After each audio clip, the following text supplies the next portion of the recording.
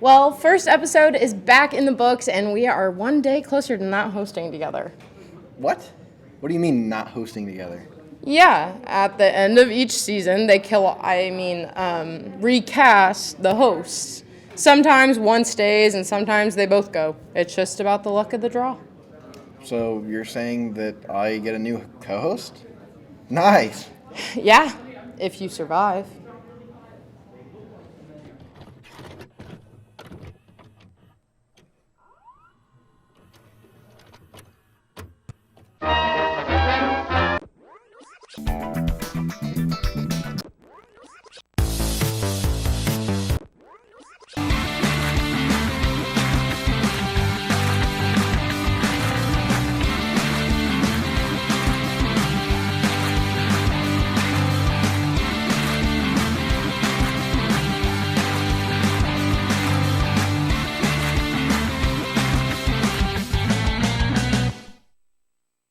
Welcome back to The Real Deal, Ball State's premier entertainment news show. I am your host, Owen DeWeese. And I'm Gabby Kramer, the host that will win in our inevitable final boss fight. We're not even one segment in and you're already trying to fight me? I'm always ready to fight. And don't worry, you'll have time to prepare. The last show isn't until April. Oh, thank God. I'll start training soon then. Please. No amount of training is going to help you win against me. Are you serious? Are you going to use your improv skills or your A in sandwich making to beat me? Kat is still mad about your cheating through the sandwich making showdown. 1, I did not cheat. I said it before and I'll say it again. An A is an A. 2, improv skills are just as valuable in the real world as they are on stage. Sure.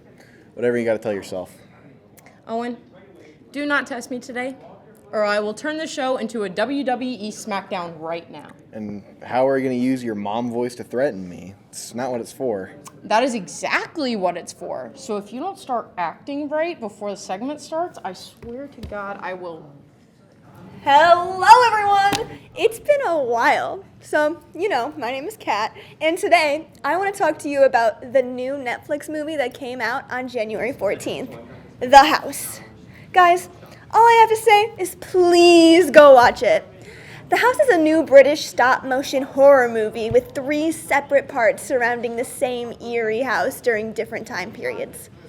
I don't want to give too much away, but in each story, the house represents almost like a last chance for these characters. It's a chance for an impoverished family to build a new life, for a contractor to pull himself out of considerable debt, and for the new landlady to build a home of her dreams. The house basically attracts those who are in desperate need. Additionally, each part of the house has different directors, so they all have created their own little creative vibes, which I found to be quite unique and really interesting. While the quirky animation reminds me of Fantastic Mr. Fox from Wes Anderson, it takes stop-motion genre to a whole new level. The dark elements of sense of dread in this movie are so creative and definitely make it worth the watch if you like being unsettled. Go check it out, and I hope you enjoy it. That's all I have today, and thanks for listening. Thank you for that lovely segment. Not to sound bored, but between the podcast and the last few episodes, I'm just happy Jamie isn't talking about even more anime. Can you blame her? Anime is her only personality trait. What do you mean her one personality trait? Doesn't everyone have multiple? Well, before it was, watching anime, it was being a triplet. She's a triplet? Yeah, you didn't know that? Fake fan. She's one of our executive producers. She can fire you, and then I automatically win the host fight. Fire me. I bet she'd rather fire you for saying that she only has one personality trait. She does. I'm not wrong. So what? Everyone just has one defining personality trait at any given time? Yeah. Chrissy's personality trait is that she's married. Drew 1 has a girlfriend. Drew 2 works at the digital core. Kat's is that they're an RA, and that they drive around a lot, and that they do theater. Actually, it seems like Kat actually has more than one personality trait, and I think they actually wrote this episode. See? Not everyone has one personality trait. Okay. Well, just because Kat is an exception does not make that true. Oh, yeah? What's your one personality trait? Easy. I play the guitar. Okay, well, then what's mine? You're always like, oh, I don't have any dry shampoo for my hair. My hair's all gross and greasy. And then, you come here and you like shed your hair all over the desk, and then you like, I don't know, you talk about Taylor Swift sometimes, I think. That's one, isn't it? That's two. Sorry. Well, I have no comment to make anymore. So. And before the host fight starts 3 months early, here's our next segment. Hello, Real Deal folks. You know what they say, another day, another thing of popcorn that needs to be reviewed. That's right, we are back at it again with another popcorn review. So let's not waste any more time, and let's send it off to Drew from the past for another episode of Drew Goes to the Movies. Let's see what he has to say. Drew Goes to the Movies. Alright, Real Deal folks, popcorn review time. We're here at Wabash Landing 9, all the way up in West Lafayette. I promise I didn't transfer. I'm just borrowing this hoodie.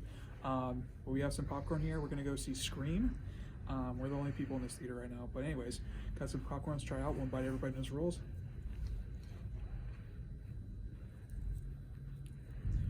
We just got this popcorn too, and it's already like not warm.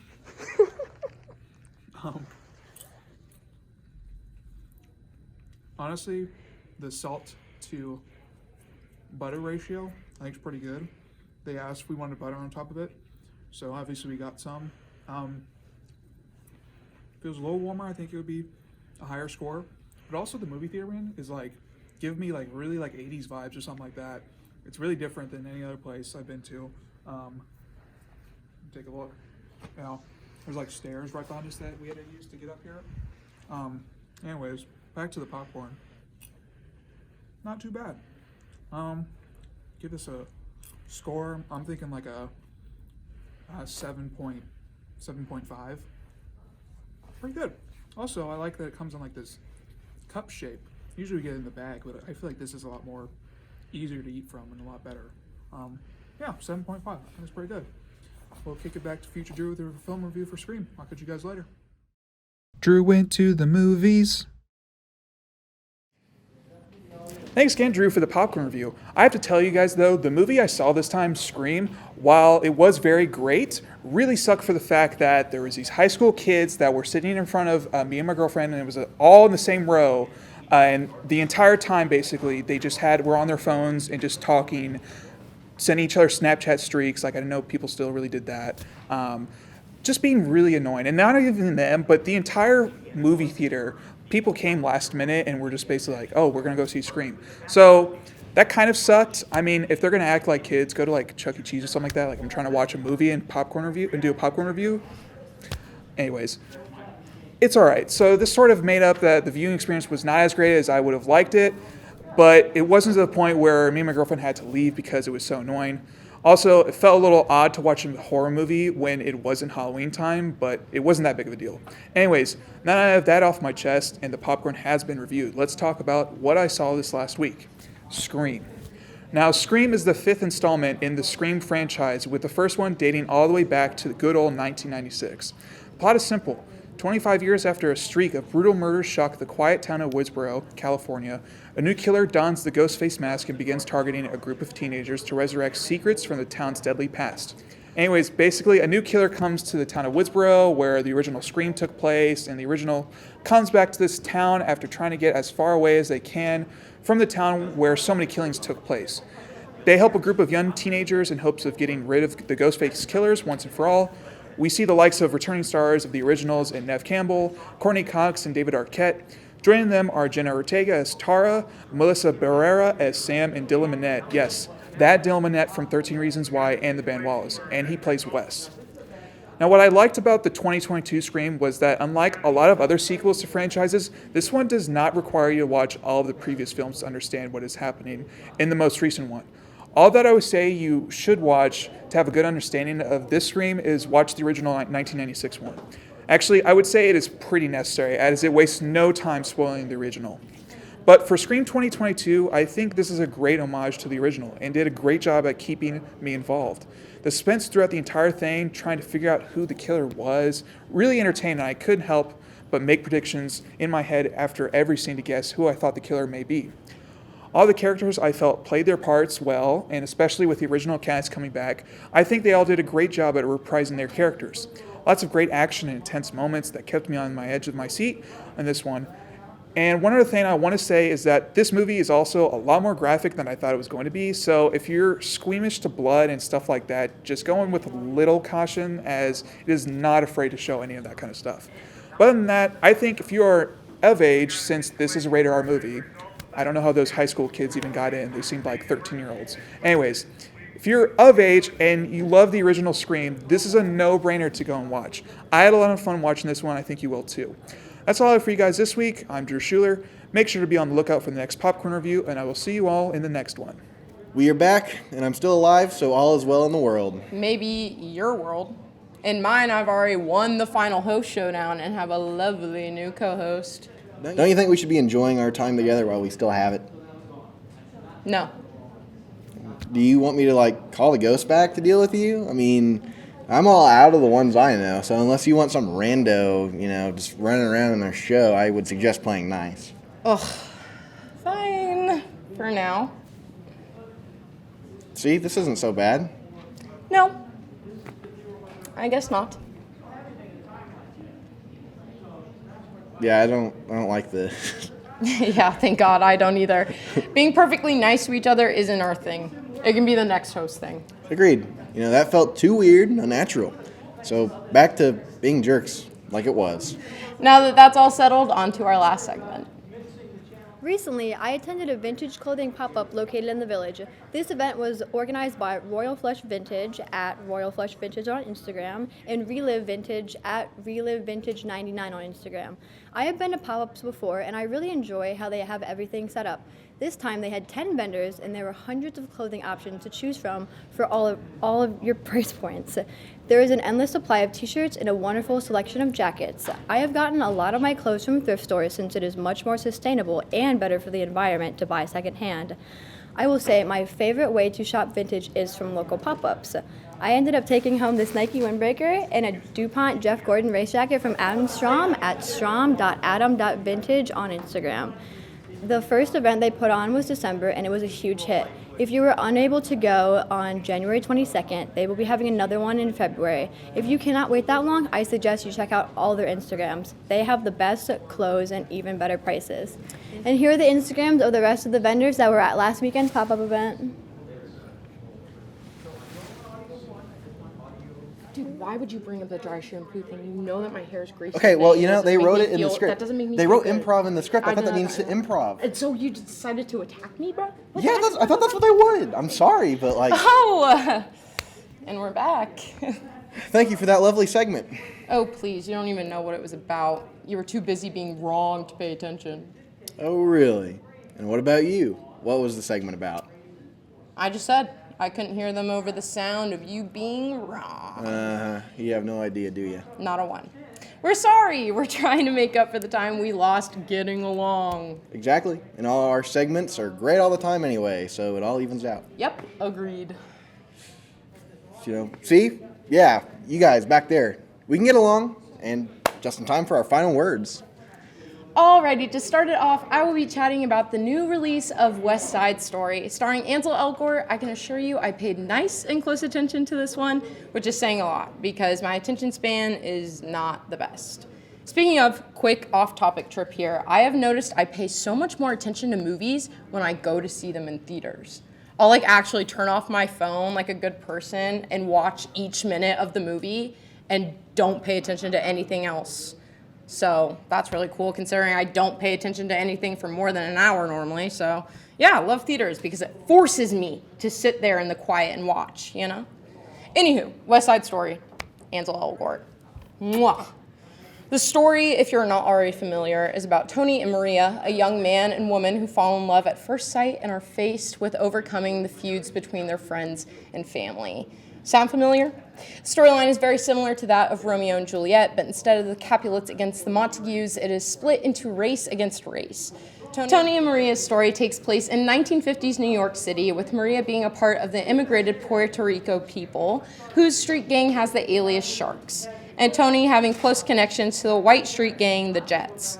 One night, there's a dance at a school in the community, and it is here that Tony and Maria lock eyes and instantly fall in love.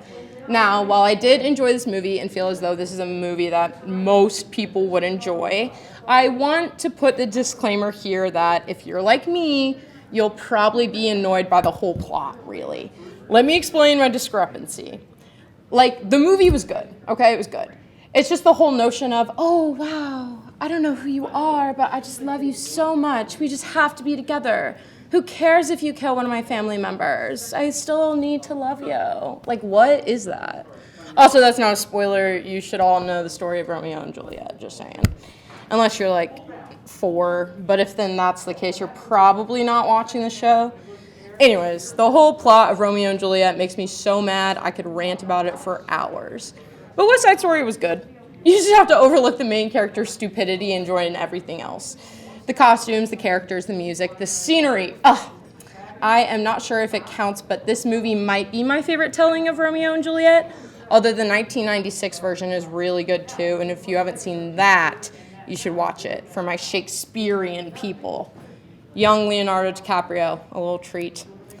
That's all for me. Owen? I got something, but I forgot what I wrote last week. Thank you, Gabby. I've got it's another week. It's a new movie. This week I'm going to talk about the 1966 spaghetti western icon, The Good, the Bad, and the Ugly. In the movie, a $200,000 shipment of Confederate gold is ambushed by some Northerners. And after the word gets around town, every grifter, bad guy, and bounty hunter wants to get their hands on it.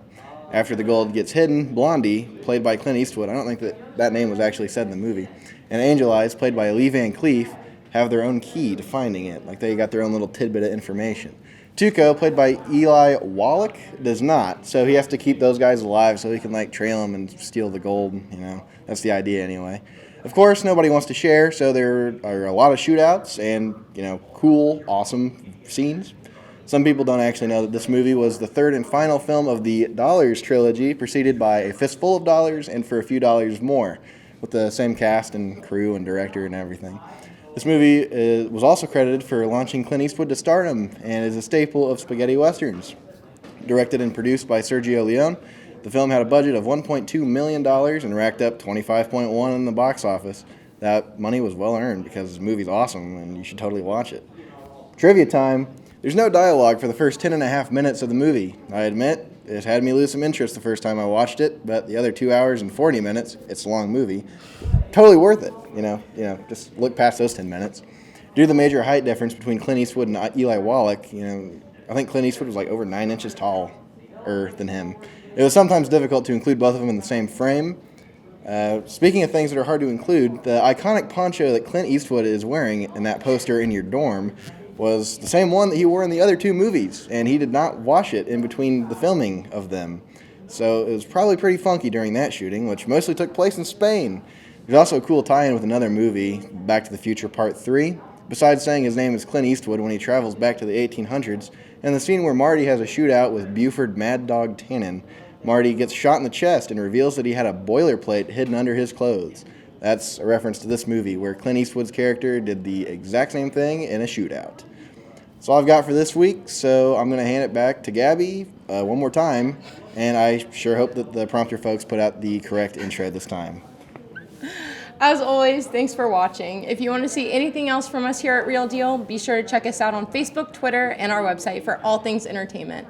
I'm Gabby Kramer. And I'm Owen DeWeese. See you next time on The Real Deal.